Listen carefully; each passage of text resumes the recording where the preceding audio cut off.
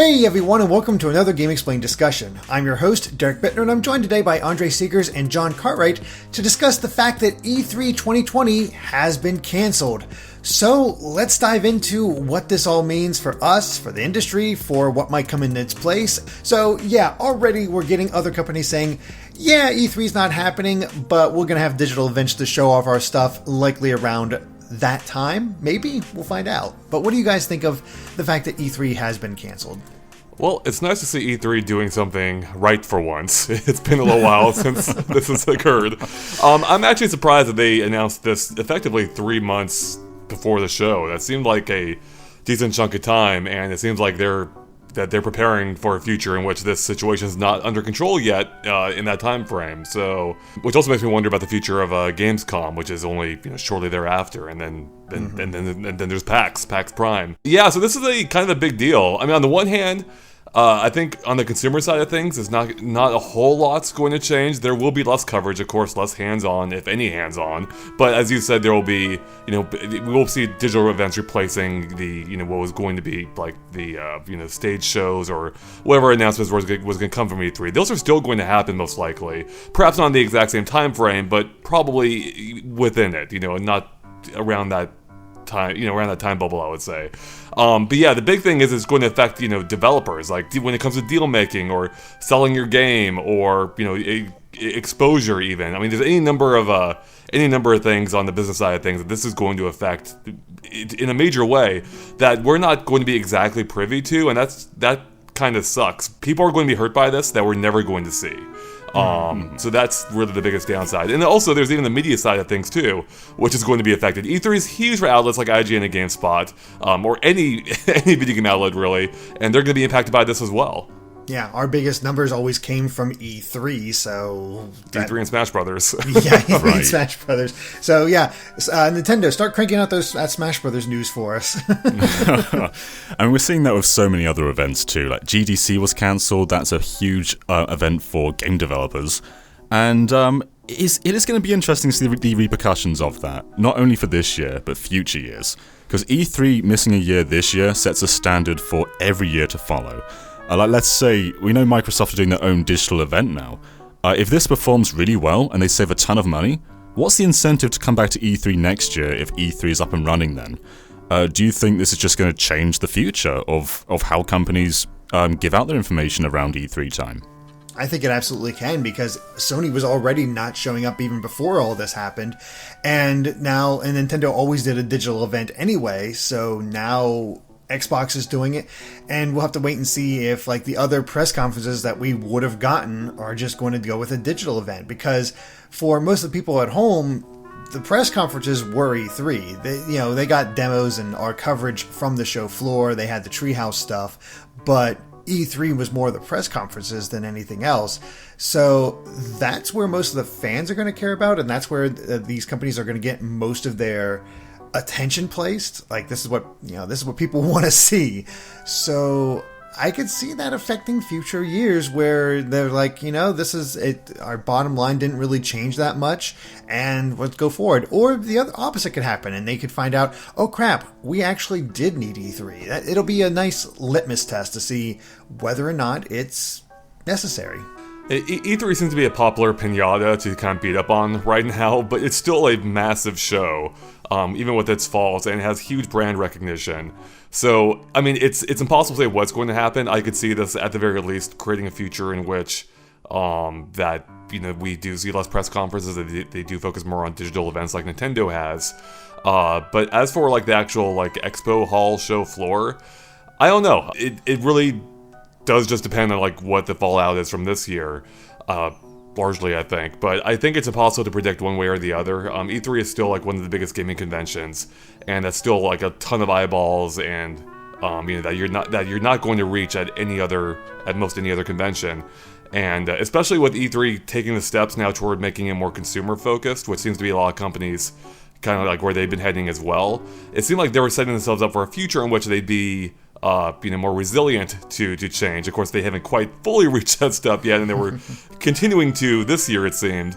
But yeah, I think it's too early to say what's going to happen, but I wouldn't count them out yet. So I think they could come back in 2021 perhaps better than ever. Maybe the year break will help them figure out what exactly they need to do for the following year. So yeah, I mean, it can go either way, but I don't think it's a certainty that they're gone or that they're out for good, as some people seem to be predicting already. It's going to be interesting because, like you said, there's a lot of ripple effects for this as far as who gets affected. Now, they are offering refunds to both consumers and, I think, anybody had anything set up. So that's definitely interesting, and that might take a hit. I don't know how much ESA makes beyond E3, but I'm assuming that's might be a significant hit to their bottom line, which could affect things in 2021 as well. But as you were saying, Andre, it affects all kinds of people. Like, how often did we get our contacts through networking at E3? Yeah, talking to PR people or whoever else may be there. Yeah, for sure. I met a ton of people at E3. In fact, two of my good friends met actually at our E3 meetup and are now dating each other. So, that's where I met Amy. So that's well, there we go. Right? Yeah, I didn't think about that one. So yeah, so this affects people on multiple levels. Of course, we'll never know the full extent of that. But yeah, it's just kind of crazy. Like, E3 has been a mainstay for well over 20 years. I think closer to 30. I don't know how old E3 is exactly, but I've been going to it for almost 20 years. And it's kind of wild to see that they're not going to be there this year. But then again, there effectively have been other years where it also felt like they weren't really there. They were there, but the show was so different from what it had been that it kind of felt like it hadn't been there. So in that sense, like, this isn't like the end of the road for E3, but they've kind of experienced this before. But this might mark like kind of like a major shift in how they handle future shows. And again, that seemed to be already what they're going for this year. We don't fully know to what extent, but it seems like they'll probably have more time now to work it out for the following one. I don't know if it's necessarily like doom and gloom on the media side either, because we do get opportunities to play E3 demos after E3. Of course, it won't be as extensive as being at E3, but all those Nintendo demos, we're likely still going to be able to play them. Like, they'll probably still have their own events after whatever Direct they have around June time. Yeah, I mean, that's absolutely the case, but there is a halo effect around E3, I feel like, where the rising tide raises all the boats, where coverage for smaller games do better than they would normally, because people are excited just to see what's going on at the show. And I think that if this is handled more like typical previews, it's not going to have the same reach. They'll still do well, I'm sure, depending on the game, but I do feel like something will still be lost. Something not quite tangible will be lost by it not being at E3. Yeah, it's hard to say exactly what'll happen. I think Nintendo will be fine. I'll be curious whether they invite us out the week of what E3 would have been, or when they show this digital event, or afterwards or before that, just to have previews ready for it to go up. I think that might actually be a decent idea on Nintendo's part, or even all companies' parts, to just have their digital event set up and then have media coverage ready to go for these demos. That's kind of a good part of it too, is usually when something shadow drops at a Direct, we can't cover it because we're at the show. Whereas this time, I think we're kind of a bit more flexible now. We can just get straight on to analysing things and playing whatever game comes out. So there is a pro and con to this. I think our coverage in some ways might actually be better, but in other ways it'd be a bit less extensive. That actually is a great point, and something I've thought about, because our biggest weakness at E3 is we just don't have time to do the in-depth coverage we normally do. We don't have a great setup for it at the show remote, and we don't have time for it. We're just too busy focused on other things.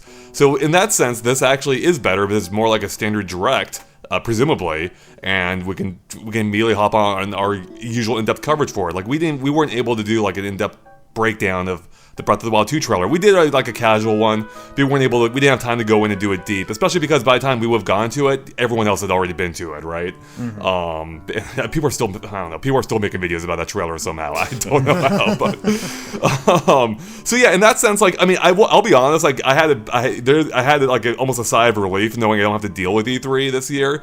But on the other hand, I do look forward to it too at the same time.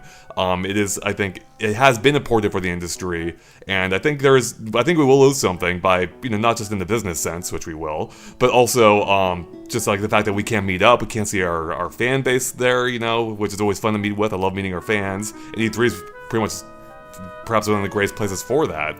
So yeah, so I think it's kind of a bummer overall, but it's all not it's not all bad news, as you said, John. So I had the thought that like maybe as part of these digital events they'll put out the demos that would have been at E3, but that'd be amazing. I don't think so because, well, we know how the whole data mining thing goes. I doubt they'll want to put them out in that condition. So maybe that's where Stadia can come into play. Put those demos up on Stadia. There you go. Can't data hack those. Everybody owns a Stadia. Everybody cares about Stadia. Yep. I mean, totally that only increases the security, Derek. Yeah, that is one strategy. Yeah. Oh my god. Just release demos that no one can play.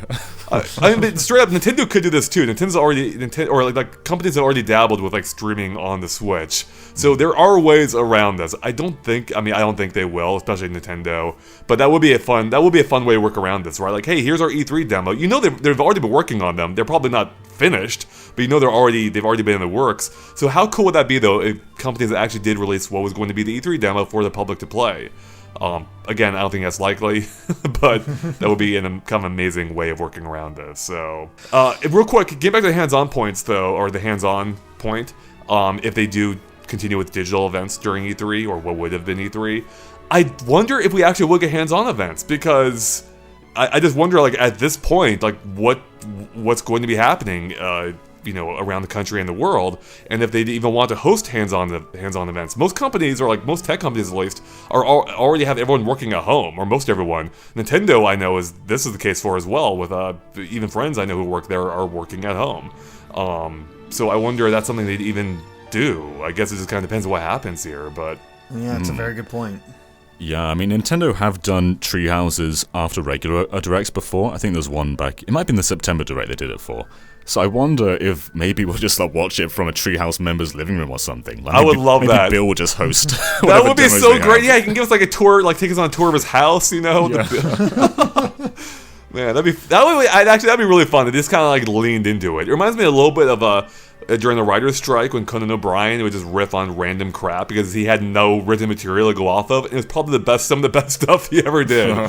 So I would love if Nintendo like lean, or if any company leaned into it. I can see like maybe Digital Devolver doing something along those lines, you know. So sure. Yeah, I mean they're the ones that kind of broke the news. That's right, they did. Yeah, it's kind of crazy. I mean they always were the wild card with their crazy presentations themselves. So they just were insane.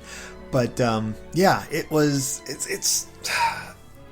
I don't know how to feel about this one. I'm not in my dungeon. I'm not going to be in my dungeon with you guys running around. And... The world is your dungeon now, Derek. Yeah, exactly. There is no freedom.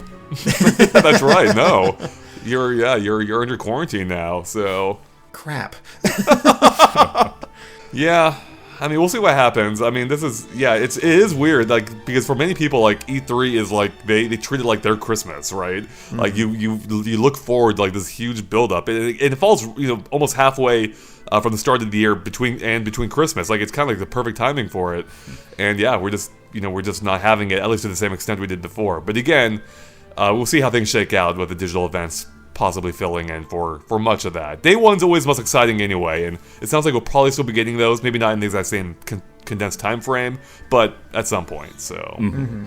And this is going to be a big year for E3 too, because both Microsoft and Sony were very likely going to be showing their next generation consoles. And I suppose for Xbox, they've already announced their digital events. They can really control that message, perhaps better than they could have in a conference. We'll see, but...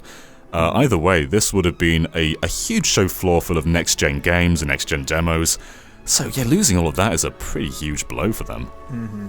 Although it's going to be tricky, as we've seen from other companies doing their own digital events, like Sony trying to keep up that energy in the same that Nintendo has. They're getting better at it. But, there's a certain energy to a press conference where these companies can feed off the crowd and all those super fans that they always pack into the front. So you have those cheers and excitement going along with it. And not having that energy to feed off of for digital events might make them seem a lot more dry than... otherwise. Nintendo has it down pat. I don't think we have to worry about Nintendo at all. But Sony and Microsoft and EA or whoever else is going to have a digital event, they need to find a way to keep it interesting, and that's trickier than you think. So all they need to do, Derek, is just stream back every reaction stream going on during the conference and feed it back into their own stream. I don't know if they want to do that because there's a lot of snark with those. Wasn't there a year where people thought that Microsoft had their own employees in the audience to applaud all the announcements? They can just bring those guys back. Yeah, just bring the Xbox employees back to applaud everything. Honestly, I don't even think it was. Trust me, super fans will cheer anything, as we've seen. Just lease those Microsoft employees out to any company that wants them. Well, is there anything really else to talk about when it comes to the cancellation? It's a big thing, but we don't know the repercussions yet. It's just have to see how all the companies react, and we go from there. I guess as a fan, it's a bummer. I mean, yeah, it's both for us a relief and a bummer at the same time. But from the fan perspective, it's pretty much all a bummer. But it's it is understandable given how things have escalated here. So yeah, and again, I'm just impressed that they did it so seemingly early. I thought for sure they would wait closer to the show, like GDC did. I mean, granted, they kind of had to, but that was a more it was kind of breaking during that time, but still. Oh yeah, companies would have been screwed if they had to scramble to put together some presentation. So them giving the time to set up their presentations, thank you. I just don't know how much is going to change from the consumer perspective, because I guess all the content that would usually be in these conferences are still going to be in the digital events. So I don't know if they're going to be lesser scale, if they're going to hold back announcements because of this. I don't think they will. I think typically what we'll get in these events is what we probably would have got in the conferences. Mm-hmm. Agreed. I don't know, it's hard to say because we don't even fully know yet if all these conferences will be running during E3 times, and they may take this as an opportunity to kind of move things around. I mean, not compete with each other. Like, hey, we have our own week. Like, you do this week, you do this week, and so forth. I'm already dreading just the Nintendo Direct hype again that we're in currently right now. It's going to be happening again then. You guys bring up a really good point, actually, because with E3, they sort of schedule their conferences, but when you're just holding your own event, how do you schedule that with other companies? Like, can you decide on a certain time? Because otherwise, I think there's probably going to be a few companies just clashing with their times here. They'll probably get multiple digital events at the exact same hour. Yeah, I've always wondered that. Do they call each other up? We want to go at 9 a.m., so can you go, at 10 or 11? That'd really work well for us. There's nothing stopping them now. Yeah. I don't know. Well, I've imagined they want to have their own weeks. Yeah, that'd be cool. Just E3 month. Yeah, there you go. A month of E3. Yeah, we'll see what happens. It's hard to say what the fallout's going to be from this, or what's going to happen. This year is just shaping to be very different in general, so... And the next conference to possibly be affected, as I said before, is I think going to be Gamescom, and that's only I think is that late August this year? So maybe it actually might be 2 months after something E3. like that. Yeah, I believe so. So I guess they have a couple more months to figure out what their game plan is before they need to make an announcement. And Gamescom is packed. Yeah.